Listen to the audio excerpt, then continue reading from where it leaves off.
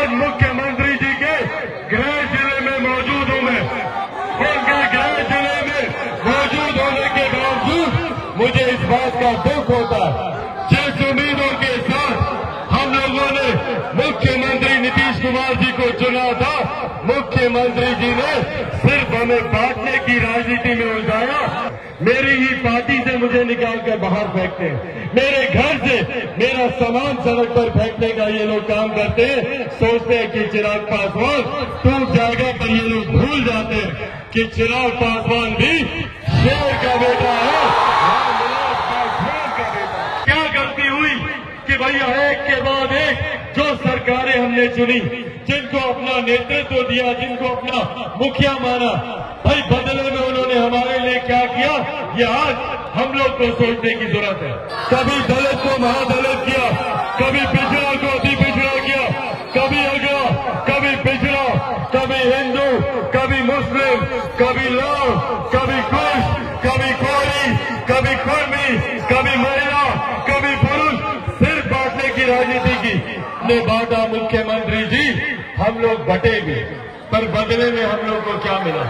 क्या हमें बेहतर शिक्षा मिली? क्या हमें रोजगार के अवसर मिले यहाँ पर?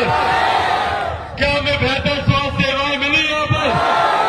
हकीकत है, आज अगर बिहार बर्बादी की कगार पर आकर खड़ा है तो उसके सबसे बड़े जिम्मेदार कौन है? कौन जिम्मेदार है? कौन जिम्मेदार है? आप उठाकर बताए बनेंगे आप लोगों से करके जाते। पर साथियों, अकेला चिराग पासवान कुछ नहीं कर सकता।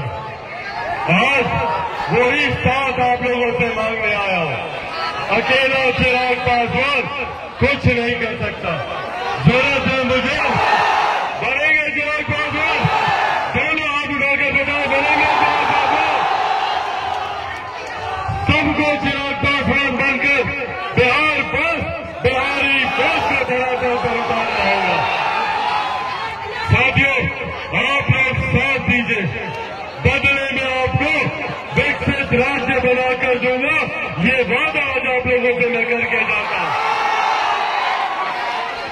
साथियों, कई बड़ी बड़ी शक्तियां हैं, ताकतें हैं जो नहीं चाहती कि बिहार और बिहारी आगे बढ़े। इन लोगों ने तो बिहारी शब्द तक को गाली बना दिया। मैं दिल्ली में रहा, बम्बई में मैंने काम किया, वहां पर किस तरीके से बिहारियों को अपमानित किया जाता है, उन पर लाठियां चलाई जाती है।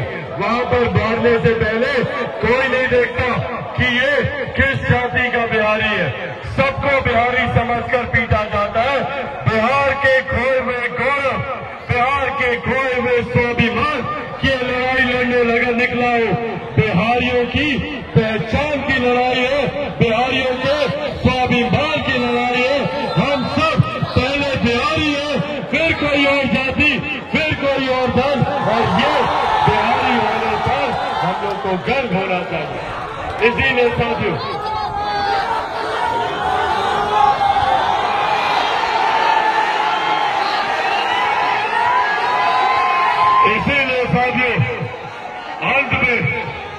अंत में ये निवेदन करके जाऊंगा आप सबसे कि जो लोग हम लोगों को जाति की राजनीति में बांटने का काम कर रहे हैं, जो लोग सत्ता की मलाई खाने के लिए अपने सिद्धांतों से समझौता कर रहे हैं, जो एक दूसरे के खिलाफ राजनीति में आए थे, आज वो एक दूसरे का सहारा बने हुए हैं, ऐसे लोगों से हम लोगों को सावधान रहने की जरूरत है और एकजुट होकर, एकत्रित होकर आज मुख्यमंत्री जी के गृह जिले में मौजूद हूं मैं। उनके गृह जिले में मौजूद होने के बावजूद मुझे इस बात का दुख होता है, अफसोस से मुझे कहना पड़ता है कि जिस सोच के साथ, जिस उम्मीदों के साथ हम लोगों ने मुख्यमंत्री नीतीश कुमार जी को चुना था, मुख्यमंत्री जी ने सिर्फ हमें बांटने की राजनीति में उलझाया, पर विकास के मापदंड पर आज भी नीति आयोग कहता है कि भैया हर मापदंड पर बिहार पीछे है, हर मापदंड पर पर बिहार पिछड़ा है। तो अगर इसके जिम्मेदार मुख्यमंत्री नीतीश कुमार जी नहीं है तो और कौन है?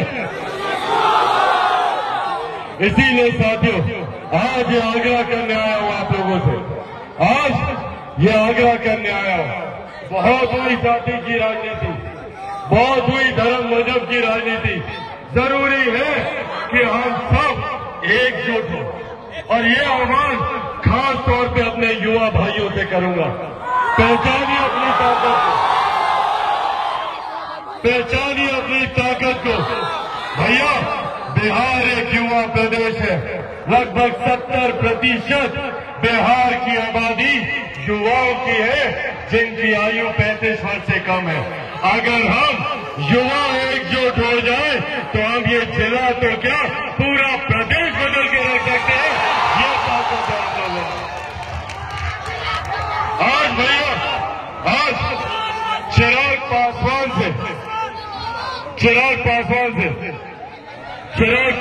से मुख्यमंत्री जी को इतना बैर क्यों होता है भैया?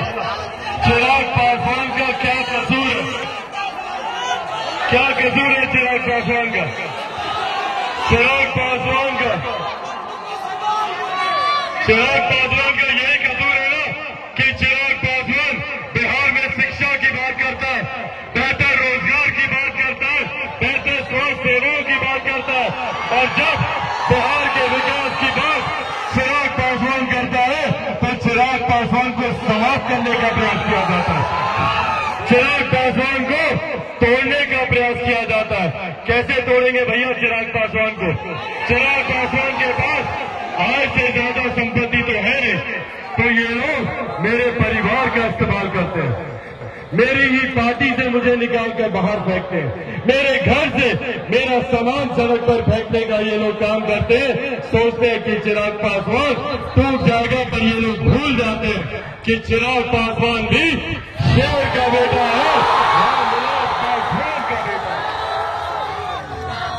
चिराग पासवान ना टूटेगा ना झुकेगा। और भैया, डरता तो मैं किसी से नहीं हूं।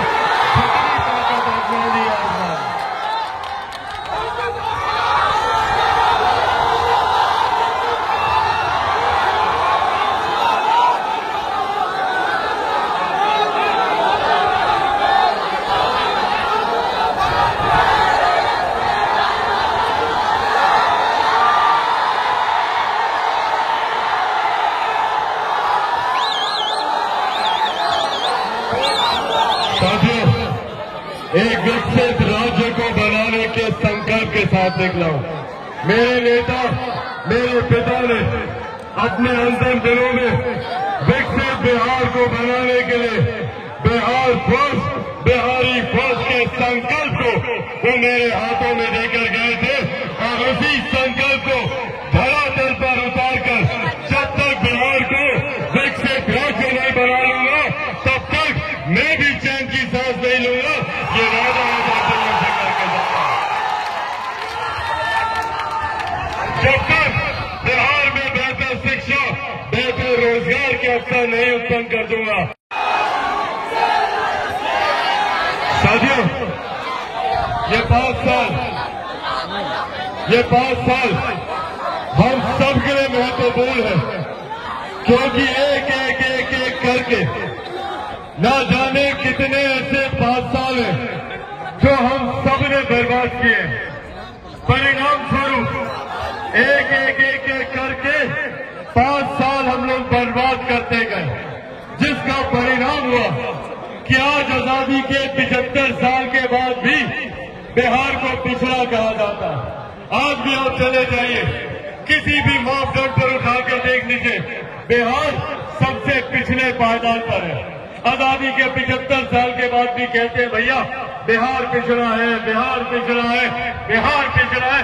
मेरा सवाल है कि बिहार कब तक पिछड़ा रहेगा? भारत एक साथ आजाद हुआ, तमाम प्रदेश हमारे एक साथ आजाद हुए, तो क्यों गई दिल्ली बंबई जैसे चमचमाते शहर बने और दूसरी तरफ बिहार प्रदेश जो आजादी के 75 साल के बाद भी हम लोग को पिछड़ा कहा जाता है? आज भी हमारे लिए छोटी छोटी सुविधाएं, हमारे लिए सबसे बड़ी जरूरतें बनी हुई है।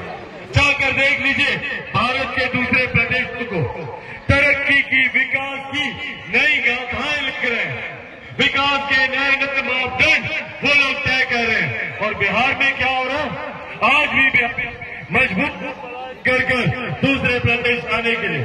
मैंने दिल्ली में रहा, बंबई में मैंने काम किया, पर आज तक मैंने नहीं सुना कि कोई दिल्ली का लड़का बिहार आता हो शिक्षा के लिए। आप लोगों ने सुना क्या? बंबई का कभी कोई लड़का लड़की बिहार आता रोजगार के लिए? तो फिर क्यों सिर्फ हम बिहारियों को ही दूसरे प्रदेश जाना पड़ता है? शिक्षा के लिए, रोजगार के लिए। बुजुर्गों को देखता हूँ दिल्ली में जाते हैं, एम्स के सामने लगा रहते हैं दिनों दिन तक डॉक्टर से मिलने के लिए।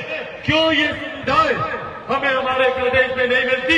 ये सवाल हमें खुद से पूछने की जरूरत है।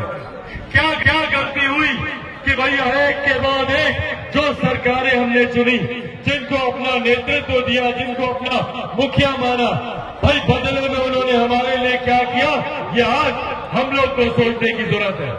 आज भी अगर हम लोग जातीयता में बने रहे, आज भी अगर हम लोग सांप्रदायिकता में बने रहे, जो कि कुछ राजनीतिक दल चाहते हैं, सूट करता है कई ऐसे राजनीतिक दलों को, सूट करता है कई ऐसे नेताओं को जो हमें बांटने का काम करते हैं।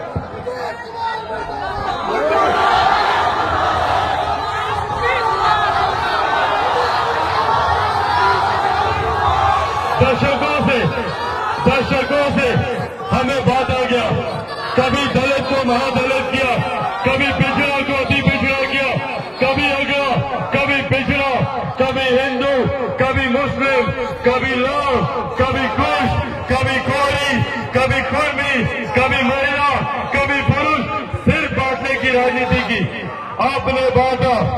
आपने बांटा मुख्यमंत्री जी, हम लोग बटेंगे, पर बदले में हम लोग को क्या मिला? क्या हमें बेहतर शिक्षा मिली? क्या हमें रोजगार के अवसर मिले यहाँ पर? क्या हमें बेहतर स्वास्थ्य सेवाएं मिली यहाँ पर? और साथियों, लोग बोलते हैं मुख्यमंत्री सुशासन पुरुष, मुख्यमंत्री विकास पुरुष। हकीकत है, आज अगर बिहार बर्बादी की कगार पर आकर खड़ा है तो उसके सबसे बड़े जिम्मेदार कौन है? कौन जिम्मेदार है? कौन जिम्मेदार है? लगभग 2 लाइव बिहार YouTube पर सब्सक्राइब और Facebook पर लाइक जरूर करें।